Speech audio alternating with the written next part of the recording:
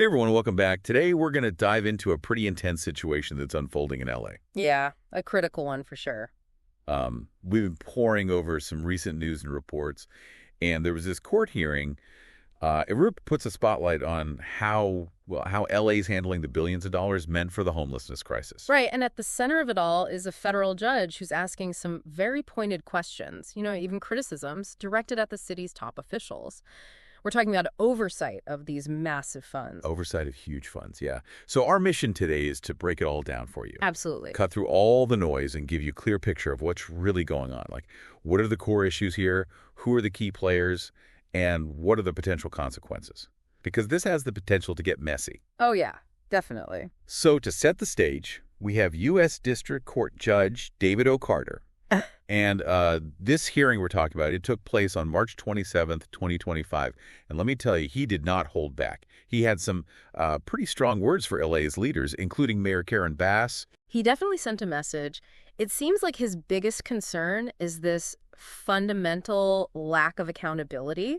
Like, can the city even demonstrate where all these billions of dollars went? I mean, we're talking billions allocated to services for the homeless. Billions, yeah. It's mind-boggling, right? And it's not just about missing paperwork or something. Right. The judge is worried about potential fraud, waste, and you get this feeling that he sees a disconnect between the money spent and the actual impact on the streets. And what's really interesting is Judge Carter's considering taking a big step. Oh? Yeah, he brought up the possibility of the court appointing a receiver, which is basically someone who would come in and manage the finances of the city's homeless programs. Wow. So the court would step in and take control. Yeah, it's a pretty drastic move. It doesn't happen often, but it shows how serious this situation is. So who's in the hot seat here? It sounds like a lot of the judge's attention is on LAHSA. That's right, the Los Angeles Homeless Services Agency. What do they do exactly? Well, they're the main agency responsible for handling a big chunk of the homelessness funding in LA. But the judge isn't just looking at what they're doing now. He's brought up their past issues, too. Past issues like what? Well, there have been multiple audits going all the way back to 2007 that have found problems with how LAHSA tracks and manages these funds. It's like a pattern of, not doing things the right way. So for almost 20 years, there have been problems. Yeah, and it makes you wonder how these issues can go on for so long without some kind of major intervention. So specifically, what were some of the things these audits found? One thing they found over and over again is that LAHSA hasn't been holding their contractors accountable. These are the organizations that receive funding to provide services. And the audits are saying LAHSA didn't really check to see if these organizations were actually doing what they were supposed to be doing, actually delivering those services. Wow. And maybe even more concerning, sometimes LAHSA didn't even have the systems in place to properly track what was going on. So they're giving out money and not even really keeping tabs on it. That's what the audits are suggesting. And then there was that whole thing with LAHSA's top executive, right? Yeah. That raised a lot of red flags. Oh, yeah, that added fuel to the fire. It was an ethics breach. Basically, a $2.1 million contract was awarded to the employer of LAHSA's top executive's husband. Hold on. So the top executive's husband's employer got a huge contract from LHS. Right, and about $1.7 million was actually paid out under this contract. Okay. But the thing is, there aren't any clear performance reports or documents to prove what the city got in return for all that money. And, situations like this just create more distrust. Yeah, it's a bad look for sure. Now, Mayor Bass has her Inside Safe initiative, right? It's meant to get people off the streets and into housing. And it sounds like this is a sticking point with Judge Carter. That's right. The judge is not happy about Mayor Bass's refusal to let the city controller, Kenneth Mejia, audit the Inside Safe program. So he wants to look into how the program is being run, but the mayor's saying no. Why is that?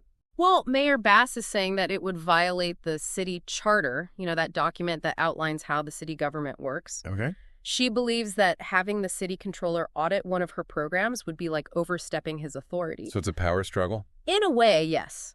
But it's not as simple as that.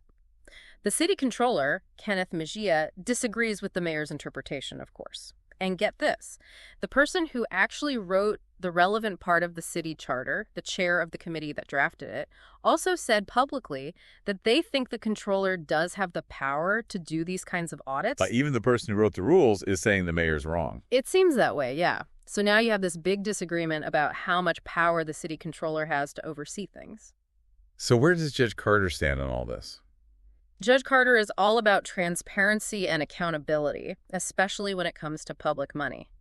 He thinks auditing inside safe is essential to see if it's working and if the money's being used properly. And his stance on this really underscores the importance of independent oversight, having someone who's not directly involved in the program check to see if things are on the up and up. This is a pretty complicated situation, and it sounds like Judge Carter didn't shy away from using some strong language to get his point across. He did not. He actually called the current situation a slow train wreck, which is a pretty powerful image. Yikes, that doesn't sound good. No, it definitely conveys a sense of urgency, like things are heading in a bad direction if they don't course correct and fast. And what did he say to the city officials directly? Well, he basically told them that they have to fix this mess or the court will step in and do it for them. He even said, "We pay your bills, figure this out," as if to remind them that they're accountable to the public and that the court has a duty to act when things go wrong. It sounds like a parent scolding their kid. Yeah, there's definitely a sense of that. But he did acknowledge that some of these problems were inherited, right? Yeah. The current administration isn't solely to blame for everything. He did say that, yeah. He recognized that some of this mess was already there when they took office. Okay. But he also made it very clear that it's their responsibility now to fix it. They can't just point fingers at the past. They have to take action to ensure that things are being done right. And then there was that really intense quote from the judge, right? The one that kind of summed it all up. Oh, yeah. He told them, "I am your worst nightmare. I can make your lives miserable." Wow. Okay. So what's next? What should we be paying attention to? Well, Judge Carter has set a deadline. It's sometime in May. Okay. And by then, city officials have to make some decisions. The big one is whether or not Mayor Bass will allow that audit of the Inside Safe program. What if she still says no? Then Judge Carter might appoint a receiver, like we talked about. That would mean the court would take control of the city's homelessness spending. It would be a huge change, and it would show just how much Judge Carter has lost faith in the city's ability to handle this crisis. So this whole LAHSA thing, it's not just happening in a vacuum, right? Right. There's a lot of talk about the relationship between the city and county and LAHSA and whether it's working. Like they might change things up. Yeah, exactly. The County Board of Supervisors was actually supposed to vote on whether to keep funding LAHSA. And the city council's also been thinking about other ways to deal with the homelessness. So it feels like there's growing momentum to really shake things up. Okay, so let's recap what we've learned today for those listening. Well, we've got a federal judge who's seriously concerned about how LA is spending billions of dollars meant to address the homelessness crisis. He's focused on LAHSA's long-standing issues with managing money, and he's not happy with Mayor Bass blocking the audit of her Inside Safe program. And he's given them an ultimatum.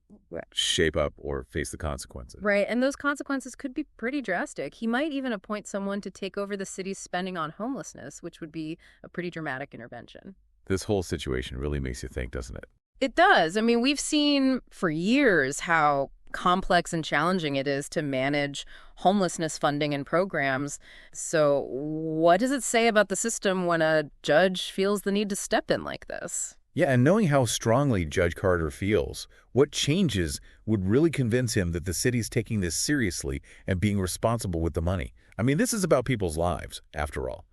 And with that, we'll leave you to ponder those questions. We'll be sure to keep you updated as this story develops. Absolutely. This is definitely one to watch. Thanks for joining us, and we'll see you next time. See you then.